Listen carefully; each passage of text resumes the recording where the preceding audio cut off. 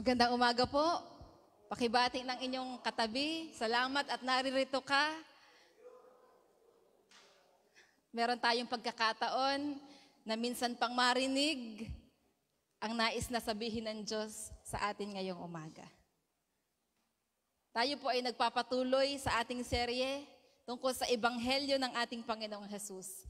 Sa loob ng ilang buwan ay hinimay natin ang mga mahalagang paksa na makakatulong sa atin para higit nating maunawaan ang Ebanghelyo na ating tinanggap at ipinapangaral. Tinalakay natin ang mga paksang ang Diyos na manlilikha, ang makasalanang tao, si Jesucristong tagapagligtas, ang biyaya, ang pagsisisi, at ang pananampalataya. Naunawaan natin na ang Diyos bilang manlilikha ay may karapatang utusan ang lahat ng mga taong kanyang nilikha na siya ay sambahin, kilanlin, at paglingkuran. Naunawaan din natin na ang tao na inaasahan ng Diyos na sasamba at kikilala sa Kanya ay likas na makasalanan at walang kakayahang magpasakop sa Diyos. At dahil sa pagiging makasalanan ng tao, siya ay napapahamak at wala siyang kakayahang iligtas ang kanyang sarili. Ngunit sa napakadakilang pag-ibig ng Diyos ay ibinigay niya ang kanyang bugtong na anak na si Jesus para siya ang umako ng kaparusahang dapat tayo ang tumanggap. Ngunit ang kapatawaran at ang kaligtasan sa walang hanggang kaparusahan ay makakamtan lamang ng mga taong tunay na nagsisi at sumampalataya sa Panginoong Hesukristo. At noong nakaraang linggo nga ay tinalakay natin ang tungkol sa pananampalataya. Specifically, ang mga inaasahan natin sa ating pananampalataya kay Kristo. Sabi ni Ate Lisa noong isang linggo, maaasahan natin na tayo'y mapapawalang sala. Tayo'y dadalhin sa buhay na walang hanggan. At tayo'y muling bubuhayin ng Diyos kung sasampalatayanan natin si Kristo. Kung ganito pala kahalaga ang pananampalataya kay Kristo, kung gayon, mga kapatid, kailangan nating maunawaan kung kailan ba masasabing tunay ang ating pananampalataya kay Kristo. Dahil ang tunay na pananalig kay Kristo lamang ang magkakaroon ng bisa. Sabihin mo sa iyong katabi, ang tunay na pananalig lamang kay Kristo ang may bisa. Tanging sa pamamagitan ng tunay na pananalig kay Kristo, naliligtas ang tao mula sa kanyang mga kasalanan at mula sa walang hanggang kaparusahan. Mayroong tunay at mayroon din namang huwad na pananampalataya. At kailangan nating makita at maunawaan ang pagkakaiba sa tunay at huwad para makatugon tayo ng tama sa Ebanghelyong narinig natin. Para malaman natin kung ang isang bagay ay tunay, kailangan nating pag-aralan kung ano ang mga katangian ng tunay. Kung papaanong ang pera, ang pinag-aaralan ng mga nagtatrabaho sa bangko ay kung alin yung tunay, hindi man yung hindi tunay. Dahil kapag naunawaan natin kung ano ang tunay, makikilala din na natin kung alin ang huwad. Kapag naunawaan natin ang tunay na pananampalataya, makikilala din natin kapag huwad na pananampalataya ang iniaalok sa atin. At mai-evaluate din natin ang ating sarili kung ang pagsampalataya ba natin kay Kristo ay tunay. Tanungin mo nga ulit ang katabi mo, ano kaya ang pagsampalataya mo kay Jesus tunay? At kung ma-realize natin ngayong umaga na hindi pa pala tayo tunay na sumasampalataya kay Kristo, akala lamang natin dahil nandito tayo, ay meron naman tayong pagkakataon para isaayos ang ating mga buhay sa harapan ng Diyos at tumugon ayon sa hinihingi ng Diyos. Ngayong umaga, bilang huling mensahe sa ating serye tungkol sa Ebanghelyo, ay pag-uusapan natin ang katangian ng pananampalatayang nakapagliligtas. Una, ang pananampalatayang nakapagliligtas ay pagtitiwala kay Kristo lamang para sa kaligtasan. Ang sabi sa John chapter 14 verse 6, sumagot si Jesus, "Ako ang daan ang katotohanan at ang buhay. Walang makapupunta sa Ama, kundi sa pamamagitan ko. John 14 verse 6. Sa John chapter 3 verse 36 naman sinabing, ang nananalig sa anak ay may buhay na walang hanggan, ngunit ang hindi tumatalima sa anak, hindi magkakaroon ng buhay, mananatili sa kanya ang puot ng Diyos. John chapter 3 verse 36. Sa Gawa chapter 4 verse 12 naman ay sinabing, kay Hesukristo lamang matatagpuan ng kaligtasan, sapagkat sa silong ng langit, ang kanyang pangalan lamang ang ibinigay ng Diyos sa ikaliligtas ng tao.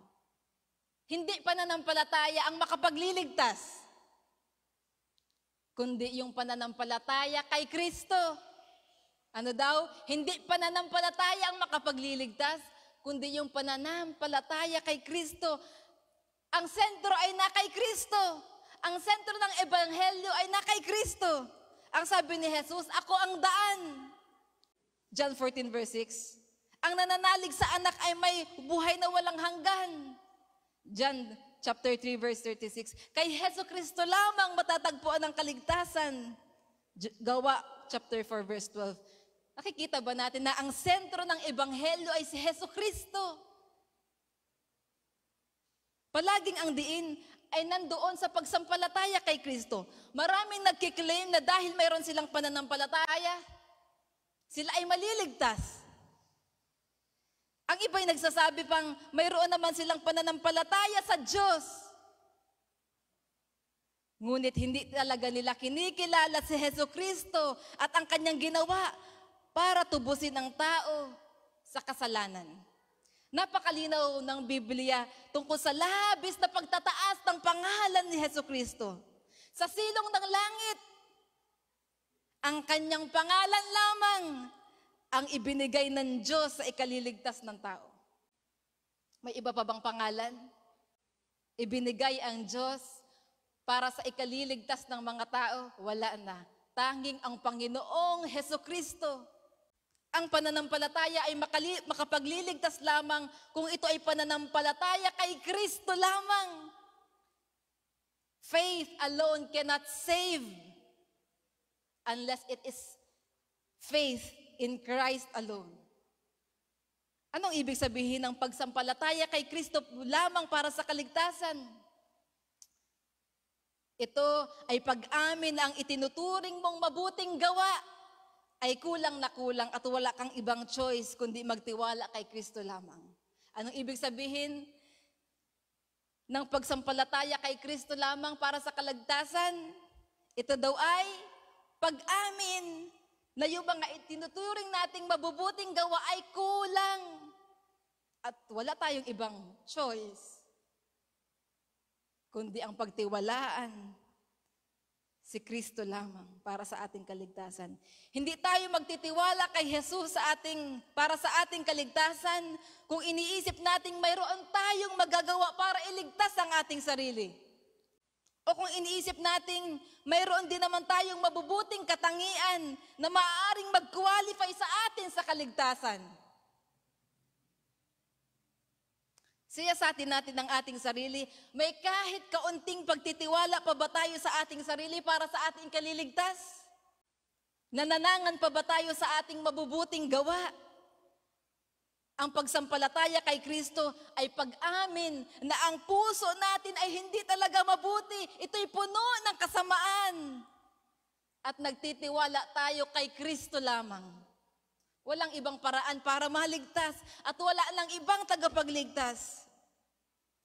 Wala nang ibang makapagliligtas sa atin maliban kay Jesus. Wala nang iba pa sa mundo ang pwedeng maaasahan para sa ating kaligtasan. Kapag nakita mo kung gaano katindi ang pangangailangan mo, na kay Jesus ka lang pwedeng umasa sa iyong kaligtasan, kamatayan niya, para sa mga kasalanan mo, ang matuwid niyang buhay, para maituring kang matuwid, maiintindihan mo kung bakit ipinipilit ng Biblia na ang kaligtasan ay dumarating sa pamamagitan lamang ng pananampalataya kay Jesus. Ngunit hanggat sa tingin natin o pakiramdam natin ay mabuti tayo o may kaunting kabutihan din naman tayo, sa ating sarili, hindi tayo babaling kay Kristo para sa kaligtasan. At hindi natin makakamit ang kaligtasan. Ang mga taong nananangan sa sariling kabutihan, sila na ding hahadlang sa kanilang sarili para makamit ang kaligtasang dala ni Kristo. Tungkol sa mga taong mabuti ang pagtingin sa sarili dahil ikinukumpara ang kanilang sarili sa iba, ay ganito ang sinabi sa Roma chapter 2 verse 3. Akala mo ba'y makaiiwas ka sa hatol ng Diyos kung hatulan mo ang mga gumagawa ng mga maling gawaing ginagawa mo rin? O hinahamak mo ang Diyos sapagkat siya'y napakabuti, mapagpigil at mapagpaumanhin? Hindi mo ba alam na binibigyan ka niya ng pagkakataong magsisi at magbagong buhay, kaya napakabuti niya sa iyo? Ngunit dahil sa katigasan ng inyong ulo at di pagsisisi, pinabibigat mo ang parusang ipapataw sa iyo sa paghahayag ng puot ng Diyos sa araw ng kanyang paghatol. May mga taong nag-iisip na makakaiwas sila sa hatol ng Diyos kung hahatulan nila ang mga taong gumagawa ng masama. Hindi pa yun ang itinutuwi dito?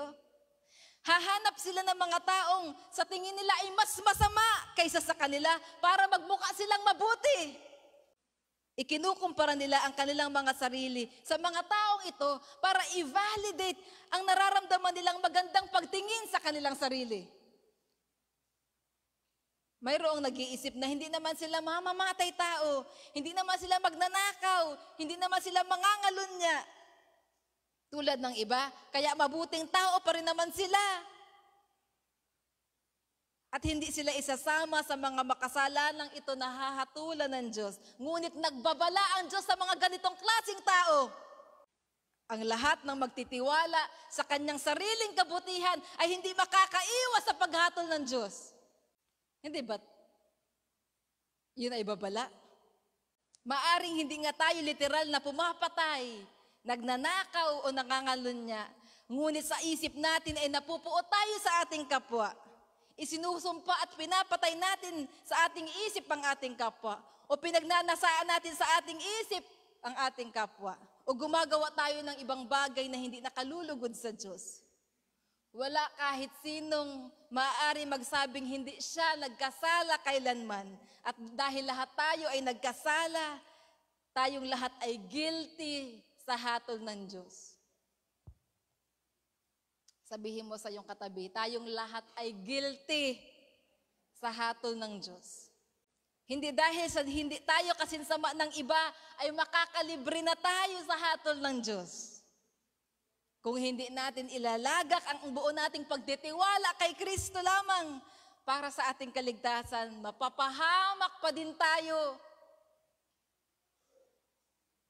Ang pananampalatayang nakapagliligtas ay pagtitiwala kay Kristo lamang para sa ating kaligtasan. Pangalawa, ang pananampalatayang nakapagliligtas ay may kalakip na pagsisisi at pagtalikod sa kasalanan.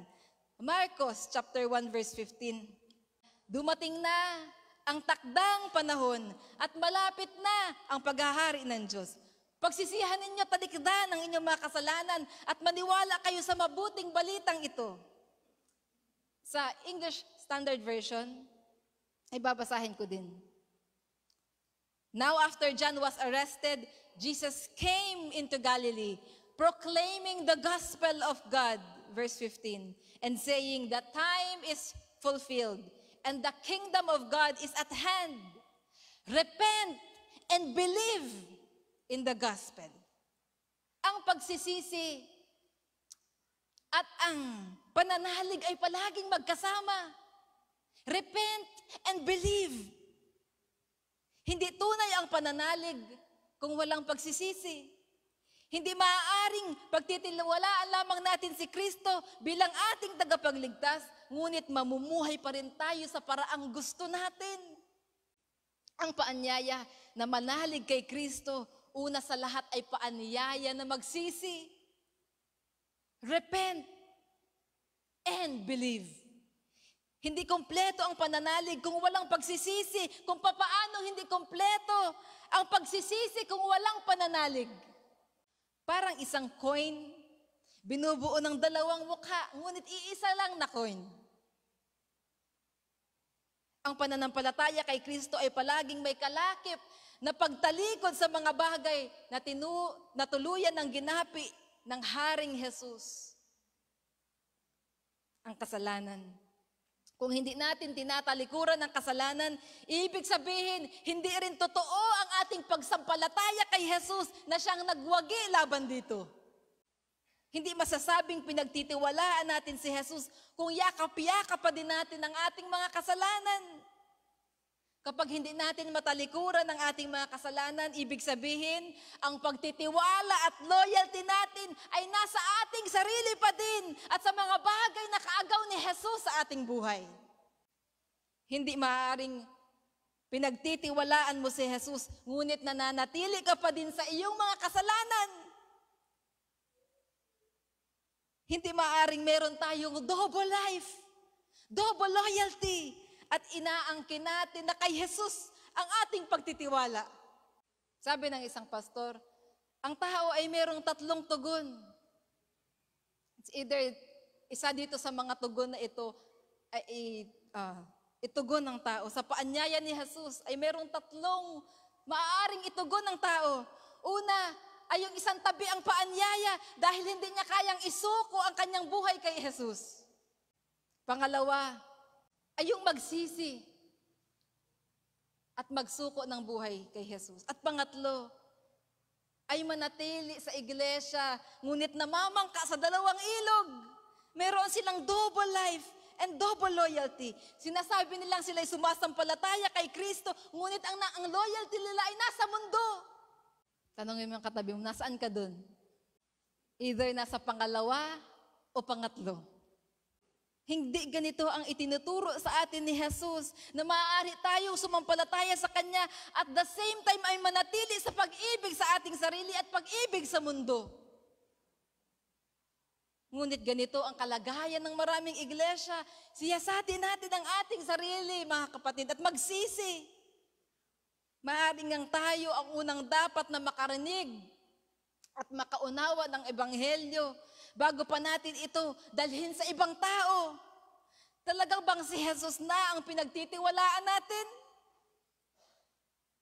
Ang sabi sa Mateo chapter 6 verse 24, walang makapaglilingkod ng sabay sa 2 Panginoon sapagkat kapopuotan niya ang isa at iibigin ang ikalawa.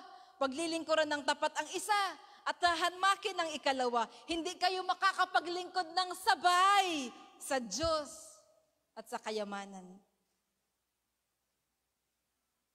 Kung ilalagay natin ang ating buong tiwala at pananampalataya kay Jesus na Hari, dapat nating itakwil at talikuran ang lahat ng mga kaaway niya. Ang pagkamakasarili at ang kabunduhan ay kaawa ni Kristo. Sabihin mo sa katabi mo, ang pagkamakasarili at kamunduhan ay kaaway ni Kristo. Kung tunay tayong nagpapasyang ang pagtitiwala natin ay kay Jesucristo lamang, kailangan nating magsisi at tumalikod sa ating mga kasalanan. Hindi pwedeng meron tayong double life and double loyalty. Pagkatapos ay aasa tayo sa pagliligtas ni Jesus. Ang kaligtasan ay para lamang sa mga tunay na nagsisi at tumalikod sa kanilang mga kasalanan at nanalig kay Kristo lamang para sa kaligtasan. Sinabi ni Jesus na malapit na ang paghahari ng Diyos, kaya't ipinangaral niya ang pagsisisi at pagtalikod sa kasalanan at pananalig sa Ebanghelyo. Sa kasalukuyan, ang naghahari pa sa mundo ay si Satanas.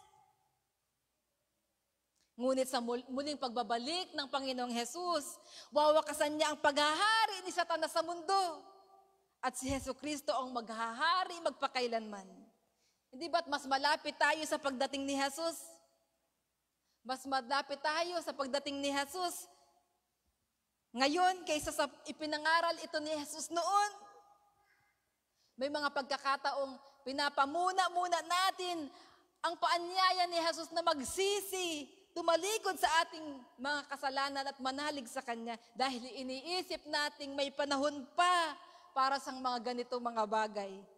Ngunit darating ang isang araw na huli na ang lahat para magsisi pa at manalig kay Jesus.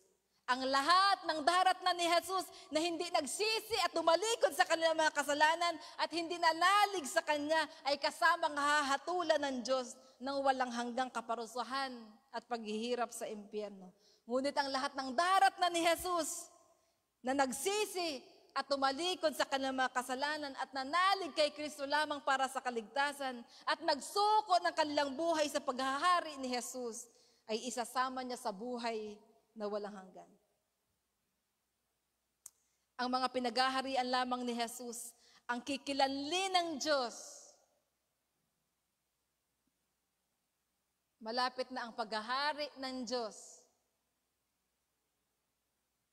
Malapit na ang pagdating ni Jesus. At bago pa dumating yon, dapat pinaghaharian ka na ni Jesus. Itanong natin sa ating sarili, pinaghaharian na ba ako ni Jesus? Which brings me to our last point. Ang pananampalatayang nakapagliligtas ay may kalakip na pagsusuko ng buhay sa pagkapanginoon ni Jesus. Sabi sa Roma chapter 10 verse 9, kung ipapahayag ng iyong mga labi na si Jesus ay Panginoon at mananalig ka ng buong puso na siya'y muling binuhay ng Diyos, maliligtas ka. Sa Good News Translation, if you confess that Jesus is Lord and believe that God raised Him from death, you will be saved. Kalakip ng tunay na pananampalataya kay Kristo ay ang pagkilala sa Kanya bilang Panginoon o Hari ng ating buhay. Pagkatapos nating magsisi at tumilikod sa ating mga kasalanan, kailangan naman nating isuko ang kontrol ng ating buhay sa pagkapanginoon ni Jesus. Nagsusuko tayo ng buhay dahil nauunawaan natin na hiwalay sa paghahari ni Kristo, hindi tayo makapamumuhay sa katuwiran ng Diyos. Hiwalay sa paghahari ni Kristo, hindi tayo makapamumuhay sa katuwiran ng Diyos. Kung hindi si Kristo ang maghahari sa ating buhay, mananatili pa din tayo sa ating mga kasalanan at mananatili pa din tayo sa ating pagkapahamak. Ang confession, ang pagpapahayag na si Kristo ay Panginoon ay hindi lamang sa salita.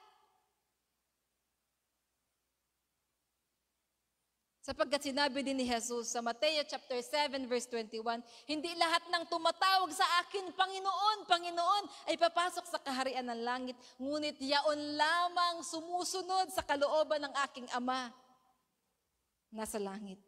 Bakit kailangan nating isuko ang ating buhay kay Jesus? Dahil sa ating sarili, wala tayong kahit kaunting kakayahan na sumunod sa kalooban ng Diyos. Ang pananampalatayang nakapagliligtas ay may kasamang pagsusuko ng ating buhay o pagbibigay ng kontrol ng ating buhay sa Panginoong Jesus. Kung dati, tayo ang naghahari, tayo ang nasusunod, tayo ang nagmamaniobra ng ating buhay. Kapag si Jesus na ang ating sinampalatayanan, siya na rin ang hinahayaan nating magkontrol ng ating buhay. Hindi tunay na pananampalataya kung walang pagsusuko ng buhay sa hari ng mga hari. Ang sabi sa Mateo chapter 7 verse 21, yaon lamang sumusunod sa kalooban ng Diyos Ama ang papasok sa kaharian ng langit. Ang tunay na sumasampalataya ay sumusunod sa kalooban ng Diyos dahil si Kristo na ang pinaghari niya sa kanyang buhay. Hindi dahil matuwid siya, hindi dahil magaling siya, kundi dahil si Kristo ang Panginoon ng kanyang buhay, ang nagkokontrol ng kanyang buhay, kaya nagagawa niyang sumunod sa kalooban ng Diyos. Ang paghahari ni Jesus sa ating buhay ay nagbubunga ng pagbabago ng buhay. Ang paghahari ni Jesus sa ating buhay ay nagbubunga ng pagbabago ng buhay. Yun ang nag-transform sa atin.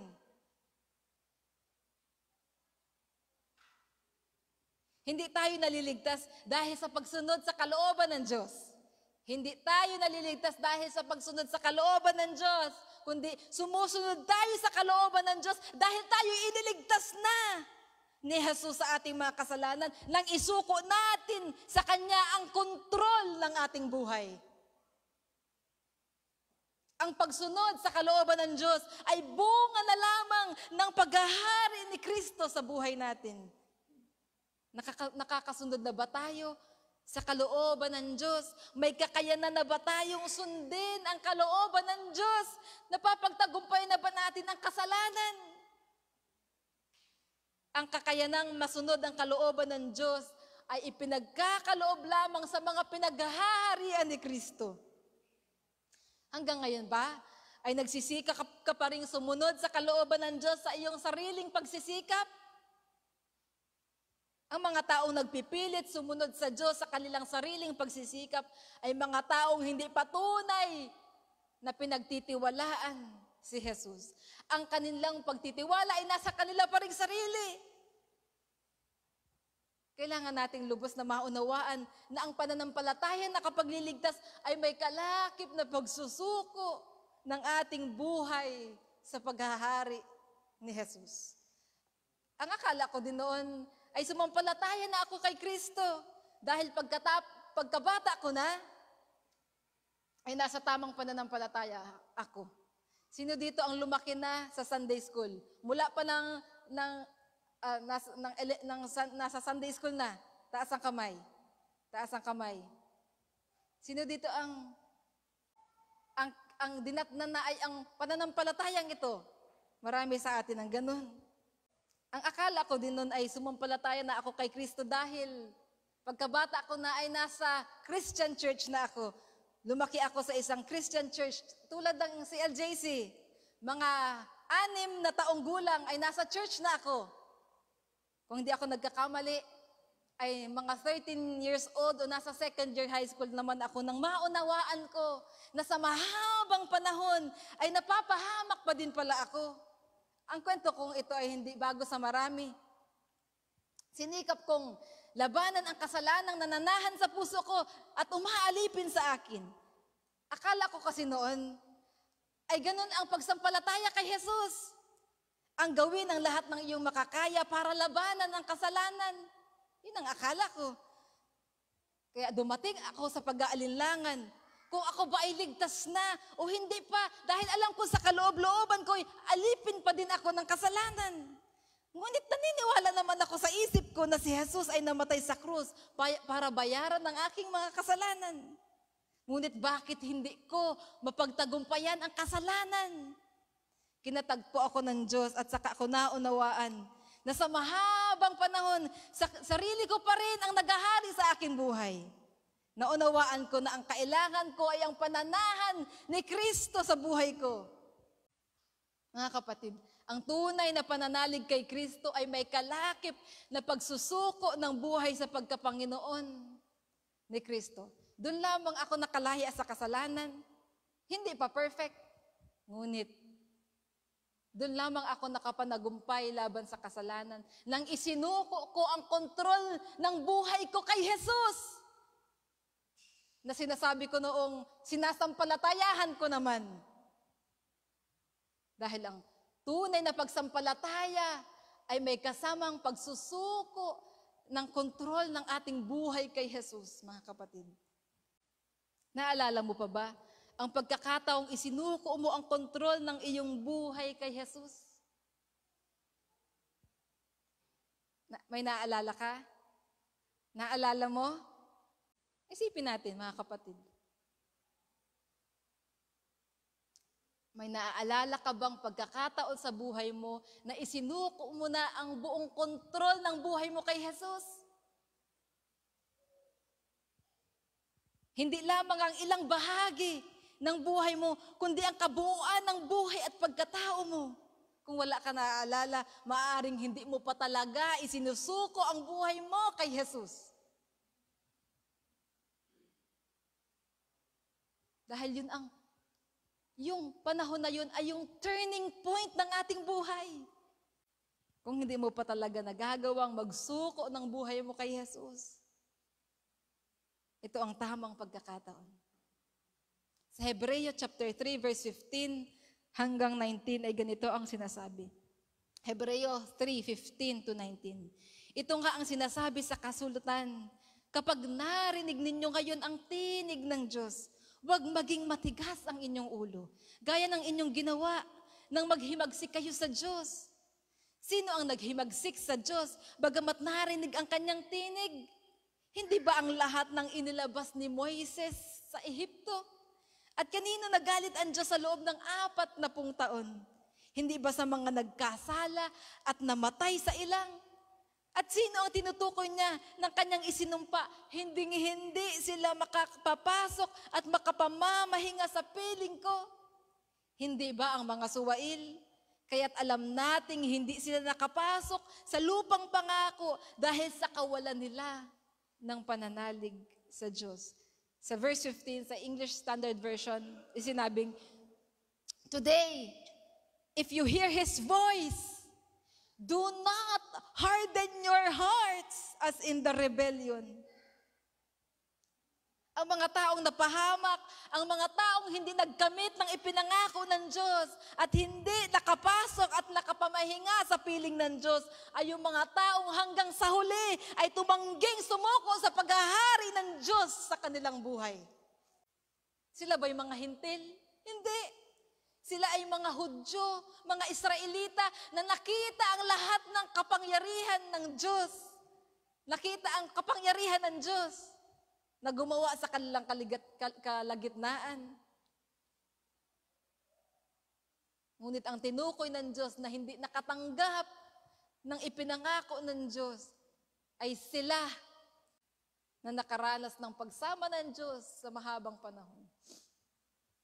Ngunit pinagmatigas nila ang kanilang puso at patuloy silang naghimagsik sa Diyos. Sila na namalas ang kapangyarihan ng Diyos at ang pambihirang pag-ibig ng Diyos. Ngunit hindi pa rin nagsuko ng kanilang mga buhay sa Diyos.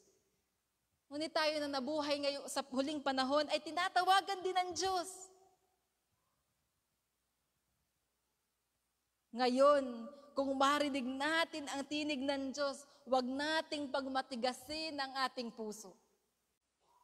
Walang tanging makapagmamatigas niyang puso mo, kundi ikaw mismo. Hindi maaaring makapaghari si Jesus sa isang matigas na puso at sa isang nagmamatigas na puso. Sa 2 Korinto chapter 6 verse 2, sapagkat sinasabi niya, sa kaukulang panahon ay pinakinggan kita. Sa araw ng pagliligtas, sinaklolohan kita. Tingnan ninyo, ngayon na ang panahong nararapat, ngayon ang araw ng pagliligtas.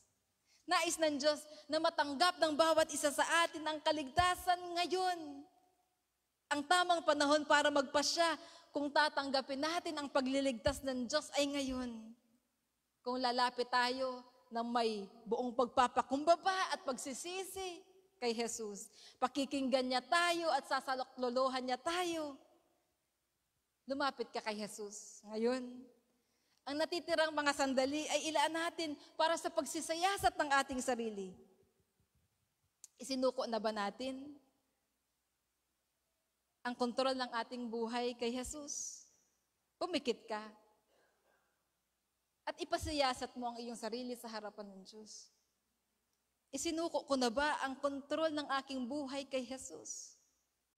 O maaari kayang ito ay pagkakataon para muling isuko ang ating mga buhay kay Jesus at i-renew ang ating commitment kay Jesus. Kung nais mong sampalatayahan si Jesus ngayon, sumunod ka sa panalangin ito. Panginoong Jesus, kinikilala ko sa oras na ito na ikaw lamang ang aking pag-asa upang ako ay maligtas mula sa aking mga kasalanan. Kinikilala ko ng aking mga pagsisikap na gumawa ng mabuti ay kapos. Kinikilala ko po ang aking mga kasalanan, pinagsisisihan at tinatalikuran. Isinusuko ko po sa iyo ang aking buhay. At mula sa araw na ito, ikaw na po ang lumuklok sa trono ng aking buhay.